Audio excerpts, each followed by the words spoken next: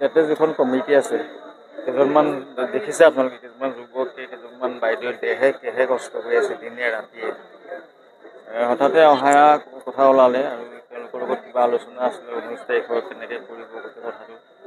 গতিকে গৰিমাৰ লগতে অহা হ'ল, মমনো আহিছে, সৰু ভণ্টি, জুবিনদাৰ সৰু ভণ্টি, আমাৰ দিগন্ত দা আহিছে, দিগন্ত দা বৌ আহিছে। আমি ৰাতি তাৰ পৰা আহি এতিয়া যিটো পৰিৱেশ দেখিছোঁ আচলতে অভিভূত হৈ পৰিছোঁ, মানে একদম অন্তৰে কান্দি উঠিছে আচলতে।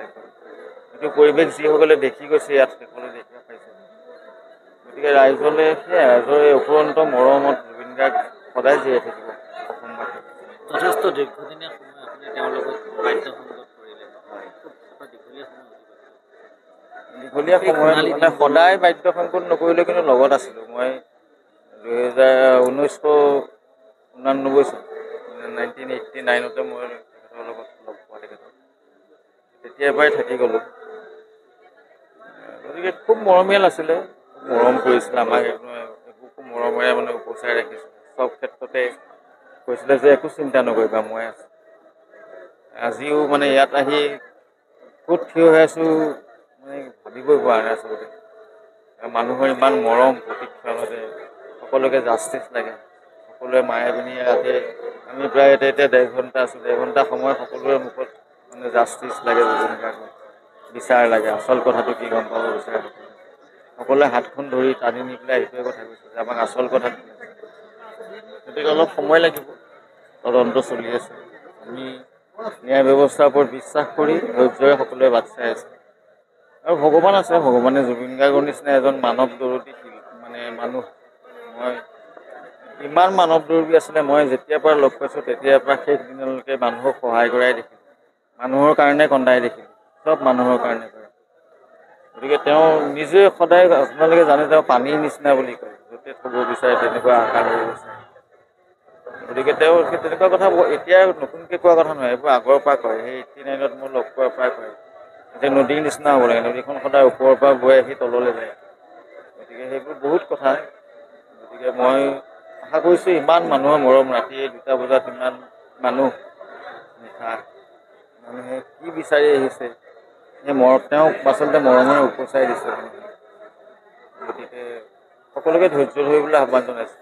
12 বছৰ আগৰ এখন ফটোগ্ৰাফ, যি ফটোগ্ৰাফ শামছুল হুদা পাটকাৰী নামৰ ফটোগ্ৰাফ, যি বায়'পিক বনাব ওলাইছিল জুবিনক, সেইখিনি কথা আপোনালোকে অলপ হ'লেও জ্ঞাত। আৰু সেইখিনি সময়ত পংকজিংটিৰ সেই অনুষ্ঠানটোৰ পৰা যেতিয়া পংকজিংটি আহিছিল, জুবিন দাই সেই স্থানত বহি বিঘা ভূমি ইয়াত আমি ফিল্ম চিটি, গোটেই সমাধি ক্ষেত্ৰখন বা জুবিন ক্ষেত্ৰ বুলি এতিয়া যি পৰিগণিত তীৰ্থ নগৰী হৈছে, আমি যদি চাওঁ, গতিকে এই ইয়াত জুবিনৰ সেই সপোন বাস্তৱায়িত কৰাৰ কিবা বাস্তৱায়িত হ'ব যেন লাগিছে, কাৰণ গোটেই এটা খুব ভাল প্লেনিং কৰি আছে বুলি শুনিছোঁ। আমি যেতিয়া গৰিমাৰ ঘৰত থাকোঁ তেতিয়া বিভিন্নজনে কোৱা শুনিছোঁ যে খুব ভাল প্লেনিং, গুৱাহাটী, যোৰহাট এনেকৈ বিভিন্ন জেগাত বিভিন্ন ধৰণৰ বস্তু হ'ব।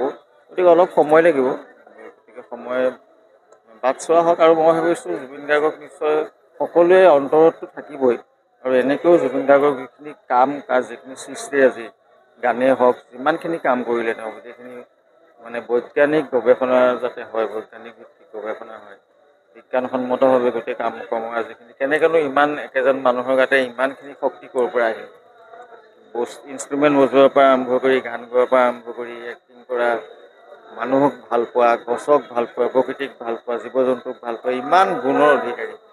মানে মানুহে বহুত দিন বেয়া বস্তুটো দেখি থাকিলে, কিন্তু এতিয়া মানুহজন নাইকিয়া হোৱাৰ পিছত ফিল কৰিছে যে কি হেৰুৱাইছে। গতিকে তেওঁতো মানুহৰ অন্তৰত সদায় জীয়াই থাকিব, প্ৰজন্ম কি প্ৰজন্ম জীয়াই থাকিব। আজি এই ৰাতি 2টা বজাত ইয়াত আহি পেলাই সেইটোৱে অনুভৱ হৈছে যে জুবিন গাৰ্গ কেতিয়াও নাইকিয়া হৈ নাযায়। গায়িক বাবে আমাৰ মাজত নাই, কিন্তু তেওঁ কৰ্মৰাজি আগবঢ়াই লৈ যাব। আৰু নতুন প্ৰজন্মৰ কাৰণে বহুত বস্তু এৰি থৈ গৈছে, সেইখিনি বৈজ্ঞানিকসন্মতভাৱে গৱেষণা হওক, গৱেষণা হ'লে ইয়াৰ পৰা বহুত বস্তু শিকিব পাৰিব, বহুত বস্তু শিকিব। তেওঁ গায়ন শৈলী অদ্ভুত আছিলে, তেওঁ গানৰ লিখন শৈলী অদ্ভুত আছিলে, সংগীতৰ তেওঁ যি গঠন প্ৰণালী, যিটো সংগীত তৈয়াৰ কৰে সেইটো সাংঘাতিক আছিলে। গতিকে আশা কৰিছোঁ খুব ভালকৈ বৈজ্ঞানিকভাৱে যদি গৱেষণা হয়, তেওঁৰ পৰা বহুত কথা শিকিব পাৰে।